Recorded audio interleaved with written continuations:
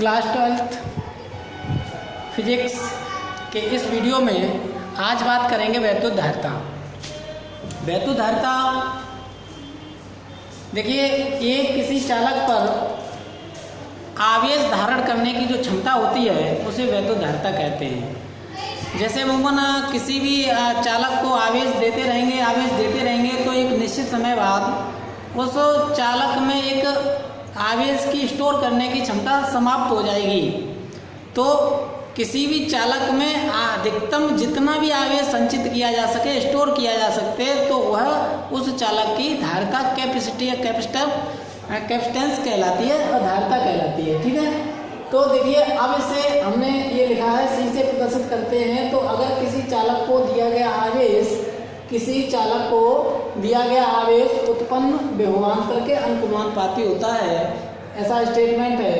तो Q is proportional और V, Q proportional V is equal to C constant आ जाएगा। तो C इजिकल टू यहाँ पे Q अपॉन V, जहाँ C एक नियतांक है जिसे चालक की धारिता कहते हैं। क्लियर है? तो यहाँ से देखिए इसका जो मात्रक बनेगा, इसका आवेश का मात्रक कूलाम और ये आपका विभव का मात्रक वोल्ट, कूलाम प्रति वोल्ट। इसका एक दूसरा मात्रक फैरड होता है। फैरड धारिता का एक बहुत बड़ा मात्रक है। तो इसके कुछ अन्य मात्रक भी हमने दिए हैं। देखिए ये हमारा एक micro farad is equal to 1 × 10⁻⁻6 farad होता है।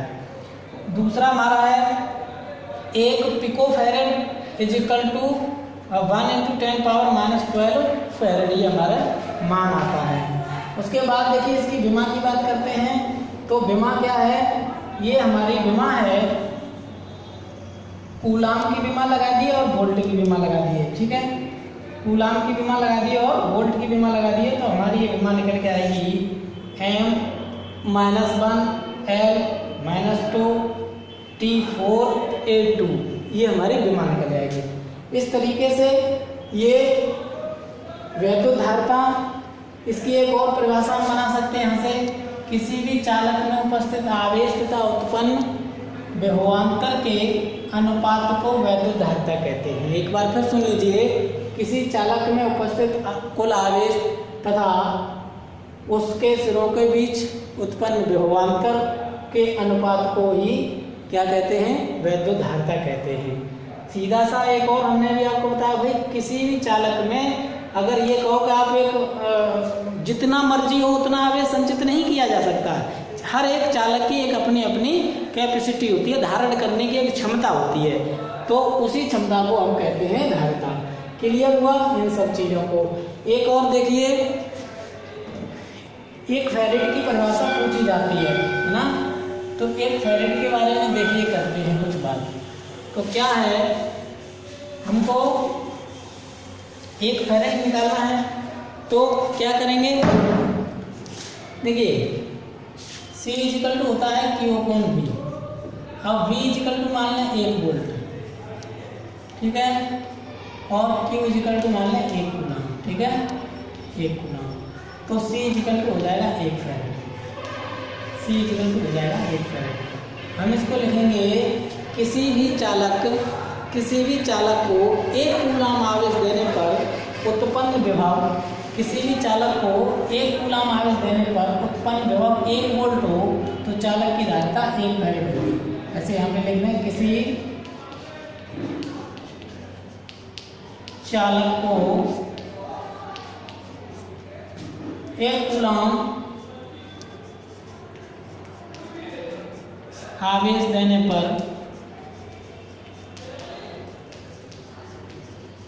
1 कूलाम आवेश देने पर उत्पन्न विभव 1 वोल्ट हो तो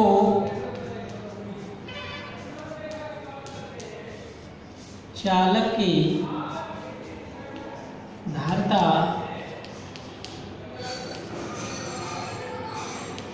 1 फैरेड होगी।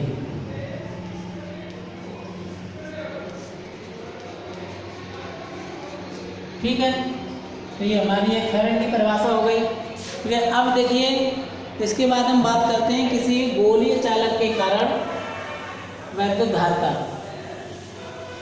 ठीक है, अगला हम बता रहे हैं किसी गोलीय चालक के कारण वैद्युत धारिता। किसी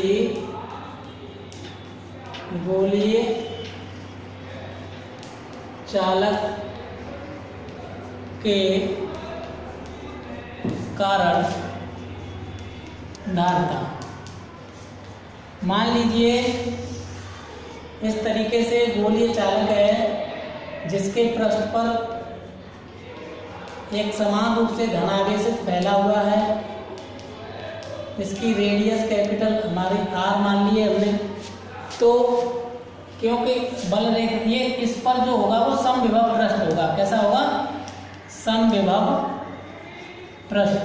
और समविभव पृष्ठ पर जो अविलंबित बाहर की ओर खींची गई जो मतलब रेखा होती है वो इसके वैद्युत क्षेत्र की दिशा को प्रदर्शित करती है। तो ये सभी आपकी ऐसा माना जाएगा कि ये केंद्र पर स्थित है।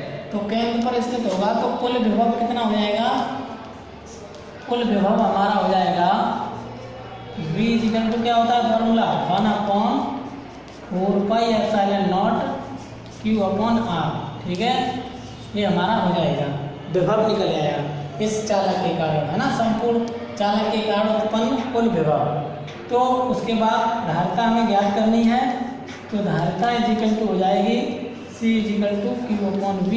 V की वैल्यू ये लगा देंगे तो C इक्वल टू यहाँ पर देखिए V की वैल्यू ऐसे लगाएंगे तो यहाँ पर ये Q अपॉन में 4 पाई एप्सिलॉन नॉट और ये इक्वल टू ऊपर पहुँच जाएगा तो 4 पाई एप्सिलॉन नॉट R। अगर ये किसी माध्यम में, अगर इसके माध्यम में कोई माध्यम रखा हो हमारा तो C इक्वल टू हो जाएगा 4 pi epsilon not K into R। ठीक है, तो ये चालक की धारिता है।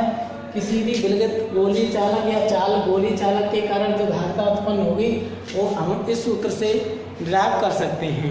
इसके अलावा अगला हम एक और टॉपिक देखते हैं। इस टॉपिक में देखिए संधारित्र का पता करते हैं, कैसे संधारित्र होता है। तो संधारित्र के बारे में चर्चा करेंगे थोड़ी सी।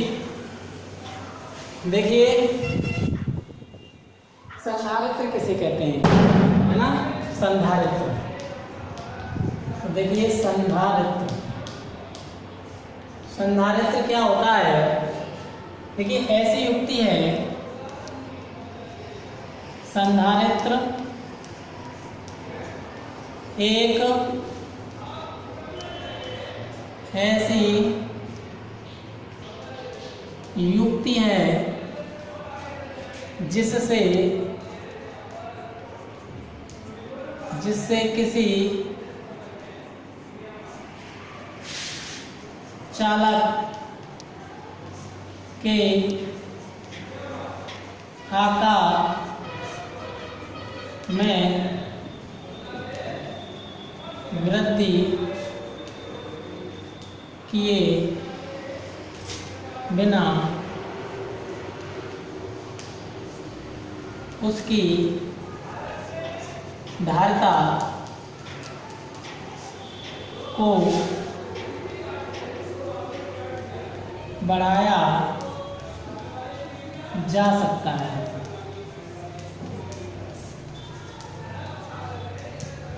देखिए संधारित्र क्या है। देखिए अभी हमने आपको बताया था किसी भी चालक की एक अधिकतम सीमा होती है कि वो अपने ऊपर कितना आवेश स्टोर कर सकता है, लेकिन हम किसी भी चालक पर उसकी क्षमता से ज़्यादा आवेश स्टोर करना चाहें, उसकी क्षमता से ज़्यादा आवेश स्टोर करना चाहें और तो हम उसको कैसे करेंगे? संधारित्र के माध्यम से। ये इसीलिए इसमें लिखा गया है कि संधारित्र एक ऐसी युक्ति है, उपाय है जिसे किसी चालक के आकार में वृद्धि नहीं कर रहे हैं और उस पर आवेश, है ना, उसकी धारिता को बढ़ाया जा रहा है। इसका मतलब उस पर जो आवेश है वो आवेश का मान बढ़ाया जा रहा है।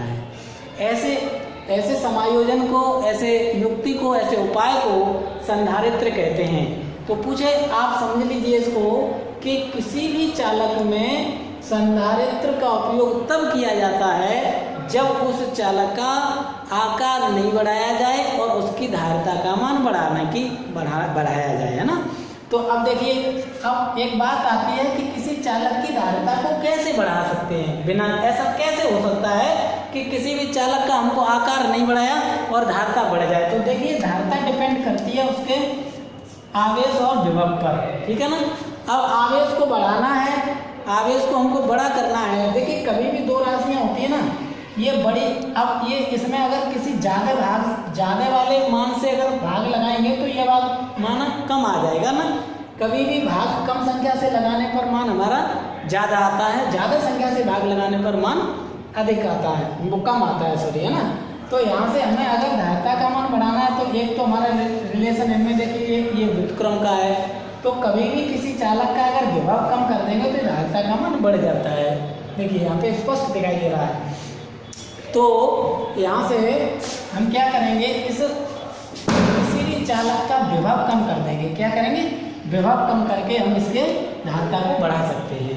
विभव कम हो जाएगा, धारिता का मान ऑटोमेटिक बढ़ जाएगा। ऐसा कहाँ करें हम, कैसी कंडीशन ऐसी अपनाएं कि किसी भी चालक का आकार नहीं बदले और उसकी धारिता बढ़ जाए।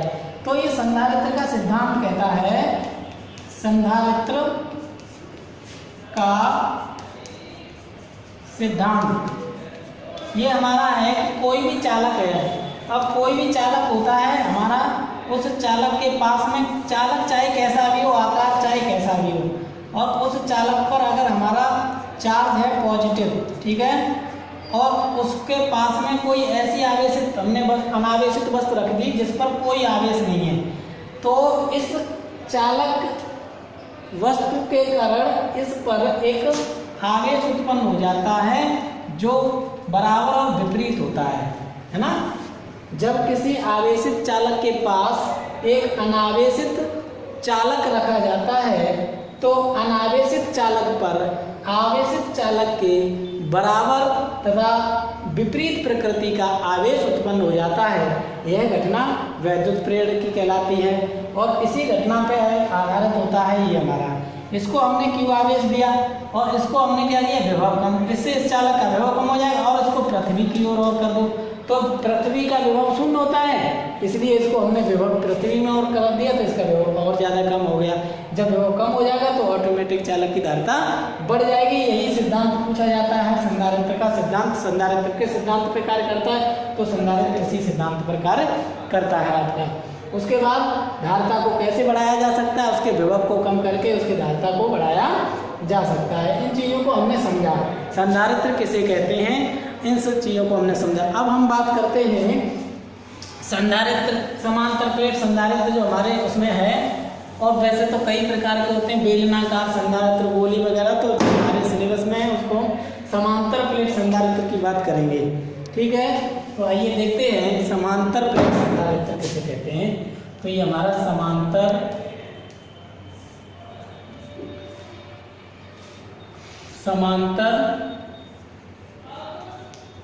प्लेट संधारित्र,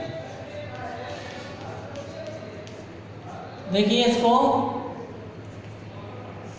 ये किस टाइप से बना होता है। मान लीजिए हमने दो ऐसी प्लेटें ली जिनका पृष्ठीय क्षेत्रफल सिग्मा और इनका जो क्षेत्रफल है वो हमारा ए है, इसका सभी का क्षेत्रफल हमारा ए है, और ये जो प्लेटें हैं इस प्लेट में हमने एक प्लेट को हमने पॉजिटिव चार्ज दिया, इसको हमने क्या दिया, पॉजिटिव चार्ज इसको दे दिया। इसके पास में ये डी दूरी पर एक और रखी हुई है प्लेट, स्मॉल डी दूरी पर, इन दोनों प्लेटों के बीच की दूरी स्मॉल डी मान लिए।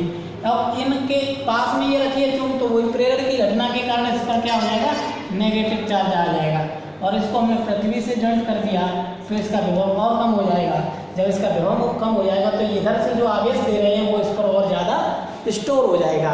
तो इस पूरी प्रोसेस को हम समांतर प्लेट संधारित्र कहते हैं। तो समांतर प्लेट संधारित्र की धारिता निकालने के लिए सूत्र परीक्षा में पूछा जाता है कि धारिता के लिए सूत्र का निगमन करिए, व्यंजक स्थापित कीजिए, इस तरीके से इसमें पूछे जाते हैं। तो चूँकि हमको मालूम है, एक उसमें हमने बताया था इन प्लेटों के बीच में हमने मान लिया वैद्युत क्षेत्र हमारा ई है, तो हम निकालेंगे, चूँकि ई इक्वल टू क्या होता है, सिग्मा अपॉन एप्सिलॉन नॉट होता है। इन दोनों के बीच में जो हमारा वैद्युत क्षेत्र होगा सिग्मा अपॉन एप्सिलॉन नॉट होगा।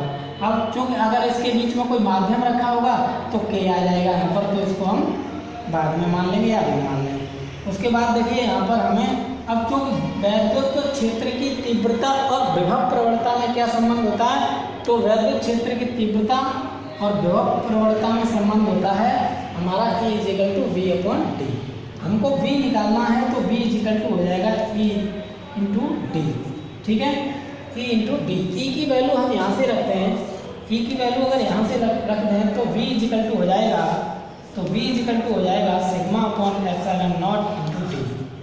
तो देखिए इतनी वैल्यू हमारी आ गई सिग्मा, क्योंकि सिग्मा बराबर क्या होता है, क्योंकि सिग्मा बराबर होता है Q अपॉन ए। तो यहाँ पर हम पुनः रख देंगे तो V इजिकल टू जो हमारा होगा वो आ जाएगा Q upon A into epsilon not, और यहाँ पर आपका ये डी आ जाएगा, ठीक है, E इंटू डी, यहाँ पर हमारा डी आ गया। तो ये हमारी सारी चीज़ें निकल के आ गई, ये हमारा आ गया विभव निकल आया, ठीक है। अब चूंकि धारिता हमको निकालनी है, संधारित्र की धारिता निकालनी है, तो धारिता equal to C equal to क्या होता है, Q अपॉन वी होता है। तो V की वैल्यू यहाँ रख दीजिए तो C इजिकल टू क्या हो जाएगा, Q की वैल्यू तो रखेंगे तो Q हो जाएगा, यहाँ पर रखेंगे तो Q इंटू डी हो जाएगा, और अपॉन में ये है एप्सिलॉन नॉट आ जाएगा, ये वैल्यू ऊपर पहुँच जाएगी, Q से Q कट जाएगा, तो C इजिकल टू हो जाएगा ए एप्सिलॉन नॉट अपॉन डी, ठीक है। अगर मैंने कहा था माध्यम रखा हो तो चाहे यहीं से लेके चले बाद में लगा दें, तो आपका K A epsilon naught upon D आ जाएगा। तो ये संधारित्र की धारिता के लिए व्यंजक आपके लिए परीक्षा में पूछा जाए तो आप इसको कर लेंगे। कभी कभी पूछा जाता है कि धारिता को संधारित्र समांतर प्लेट संधारित्र की धारिता को कैसे बढ़ाया या घटाया जा सकता है। तो देखिए धारिता का हमारा जो फॉर्मूला आया है वो हमारा है C इजिकल टू आपका कैपिटल के ए और ये हमारा एप्सिलॉन नॉट अपॉन डी। तो यहाँ से देखिए धारिता किन किन फैक्टरों पर, किन किन कारकों पर निर्भर कर रही है। सूत्र में देखो ये हमारा परावैद्युतांक के माध्यम का, इसको हमने के कहा, और ये हमारे प्लेटों के बीच का क्षेत्रफल है, और ये हमारा ए एप्सिलॉन नॉट, ये हमारा कांस्टेंट वैल्यू है, इस पर इसका कोई मान डिपेंड नहीं कर रहा है, और ये डी प्लेटों के बीच की दूरी है। तो कभी भी ये मान है ना, इस पे तो कोई अंतर होने वाला है नहीं, है ना, मतलब इससे ये मान हमारा कांस्टेंट होता है 8.85 इंटू 10⁻⁻12 आपका इस वैल्यू है, ये वैल्यू हमेशा इतनी ही रहती है, इसलिए इससे धारिता पर कोई परिवर्तन नहीं होगा, कोई इफेक्ट नहीं होगा। किन किन राशियों पर होगा, तो यहाँ आइए देखते हैं। यहाँ पर तो C प्रोपोर्शनल के, है ना, अगर किसी माध्यम का परावैद्युतांक के अगर हम बढ़ा दें तो धारिता का मान बढ़ जाता है ना। किसी भी प्लेटों के बीच में अगर कोई हमेशा माध्यम रख दें तो उन प्लेटों के बीच में माध्यम रखने से उसका परावैद्युतांक बढ़ जाएगा, तो उसकी धारिता ऑटोमेटिक बढ़ जाएगी, पहली बात। दूसरी बात ये समांतर प्लेट संधारित्र की धारिता डायरेक्ट प्रोपोर्शनल है किसके, प्लेटों के बीच के क्षेत्रफल के।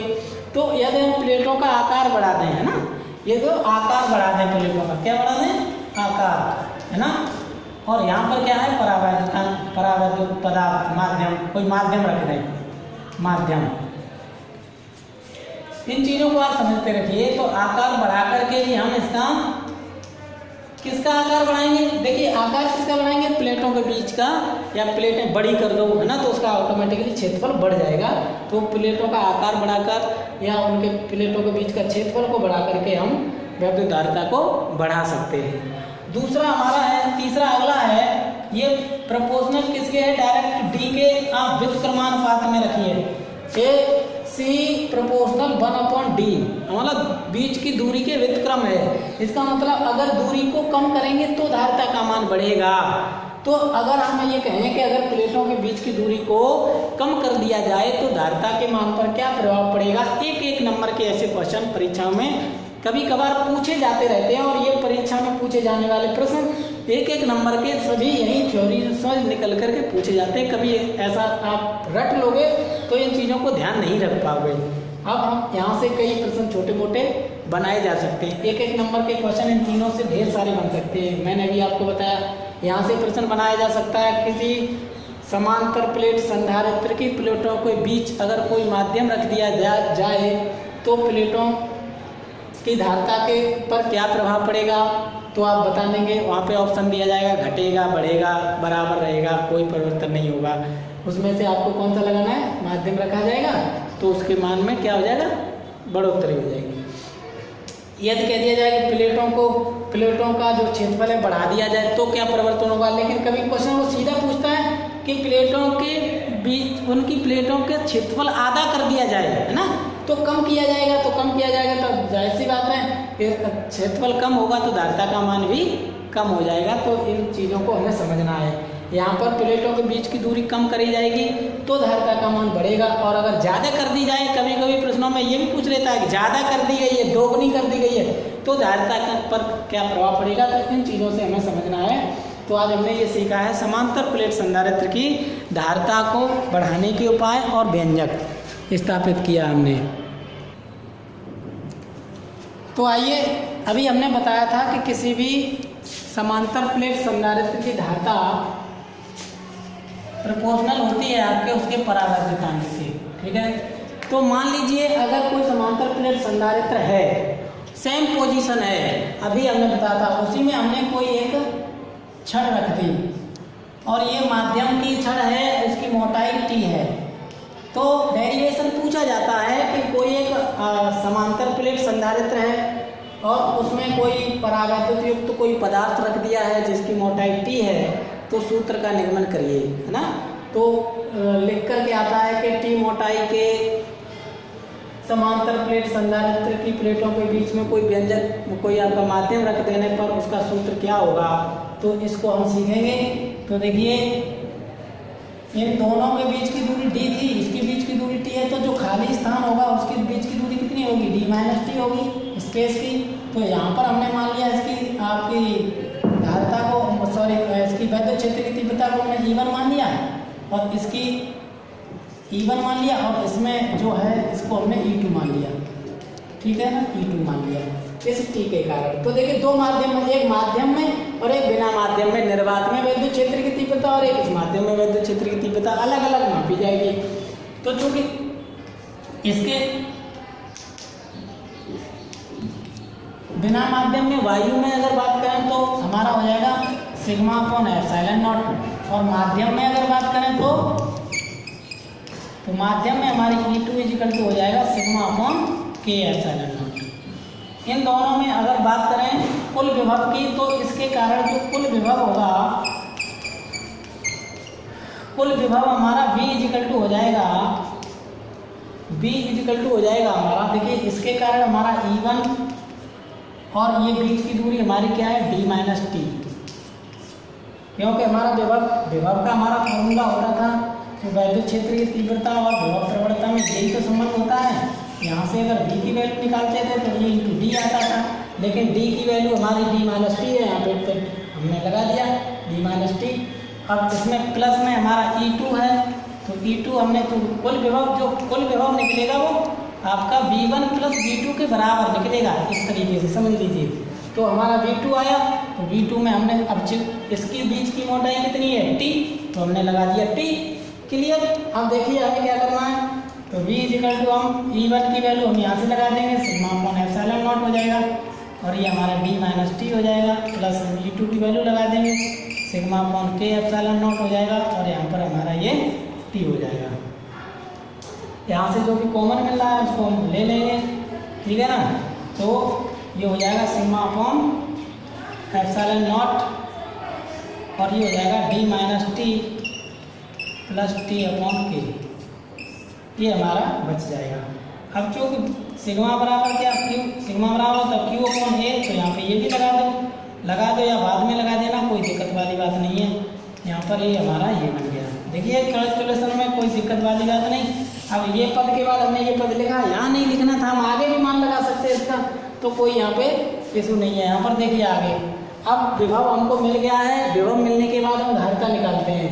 तो धारता हमें C इक्वल टू होता है Q अपॉन V, तो हम V की वैल्यू यहाँ से डायरेक्ट लगा देंगे, तो यहाँ पर हमारा मान आ जाएगा Q अपॉन V की वैल्यू लगाएंगे, तो ये हमारा हो जाएगा Q अपॉन, और ये हमारा हो जाएगा A एप्सिलॉन नॉट और D minus T plus T upon के, ये हमारा हो गया। ये दोनों ऊपर पहुंच जाएंगे तो C equal to A epsilon naught ऊपर पहुंच जाएगा, Q से जो Q कट जाएगा तो ये हमारा ये बचेगा D minus T plus T upon के। तो ये हमारा ये आंसर आ जाएगा। इस तरीके से जो भी संधारित्र की धारिता है और संधारित्र की धारिता को बढ़ाने के लिए बढ़ ही जाएगा, क्योंकि देखिए अब D में से कुछ कम हो रहा है। जब कुछ कम होगा तो कहने मतलब दूरी कम होगी तो जब भाग लगेगा तो धारिता का मान अधिक आएगा इस कंडीशन में। तो ये पहले भी हमने बताया था कि जब किसी चालक समांतर प्लेट संधारित्र की धारिता बढ़ाने के लिए उसमें कोई माध्यम रख दो, और यहाँ पे देखो सूत्र में भी दिखाई दे रहा है D में से कुछ घट रहा है, और D में से जब कुछ घटेगा तो D का मान कम होगा, और D का मान कम होगा जब भाग लगाएंगे तो वैल्यू का मान ज़्यादा आएगा। इन चीज़ों को हमें समझना है। ये बारीक सी चीज़ें, छोटी छोटी चीज़ें हैं, यहीं से सवाल बनते हैं। 1-2 नंबर के सवाल तो कॉन्सेप्ट पे आधारित होते हैं, और जो न्यूमेरिकल होते हैं वो डायरेक्ट, उसमें भी थोड़ा सा कॉन्सेप्ट क्लियर होना चाहिए हमारा, तभी हम इन चीज़ों को कर पाएंगे। तो आज हमने इतनी चीज़ों को सीखा है।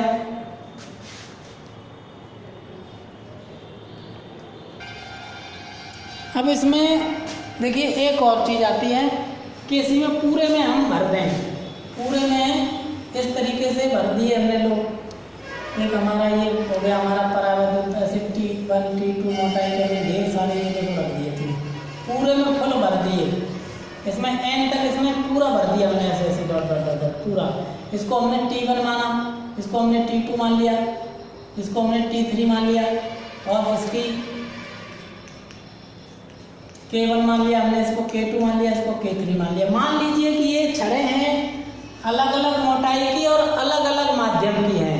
बात समझिए, अगर हम कभी भी ऐसे संधारित्र की प्लेटों के बीच में कोई माध्यम रखें और अलग अलग माध्यमों की प्लेटें रखें और अलग अलग मोटाई की रखें, तो मान लीजिए हमने इसमें पूरे में प्लेटों को भरा, तो हमने माना कि जो प्लेटें हैं वो कैसी कैसी हैं, कहते प्लेटों की जो मोटाई है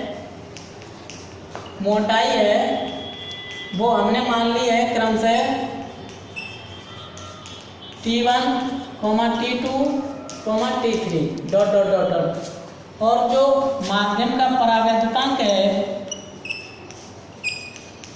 माध्यम के परावैद्युतांक क्रमशः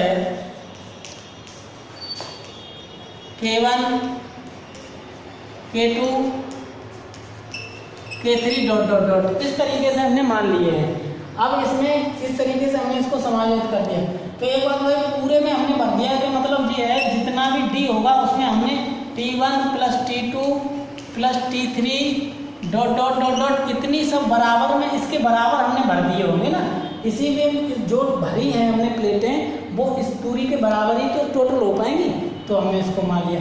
अब चूँकि थोड़ी देर पहले हमने फॉर्मूला निकाला था इसे, है ना, ये धारिता के लिए क्या था उसका D minus T plus T upon के, तो इस तरीके से हमने निकाला था। अब यहाँ पर जहाँ कुल T हमने माना है वहाँ पर हम मान लेंगे कि इसको क्या कहेंगे D, इसको मानेंगे T1 T2 T3 plus dot dot dot dot, और फिर हम यहाँ पर क्या मानेंगे T1 upon K1 plus T2 upon K2। क्योंकि टोटल हमें करना है, इतना हमारे पास रखा हुआ है तो हम उसी तरीके से जोड़ते चले जाएंगे, और जितने भी हम छड़ें इसमें रखेंगे उन सभी का टोटल करेंगे, उन सभी का टोटल कर लेंगे। इस तरीके से ये हमारा अपॉन में आएगा। ठीक है, तो यहाँ पर C इक्वल टू ये हमारा रहेगा ही रहेगा, और अपॉन में ये दूरी थी ना, ये D के बराबर हमने भी बताई थी, तो यहाँ D रख दो, तो D माइनस D हो जाएगा यहाँ पर, और प्लस में हमारा हो जाएगा T1 अपॉन K1 और T2 अपॉन K2, और फिर प्लस में T3 अपॉन K3। तो इस तरीके से ये D से D कट जाएगा, तो जो टोटल धारिता इक्वल टू आएगी वो धारिता हमारी आएगी निकल करके वो A epsilon upon T1 upon K1 plus T2 upon K2 plus T3 upon K3 plus dot dot dot dot. इस तरीके से हमारी ये सूत्र हमारा बन जाएगा।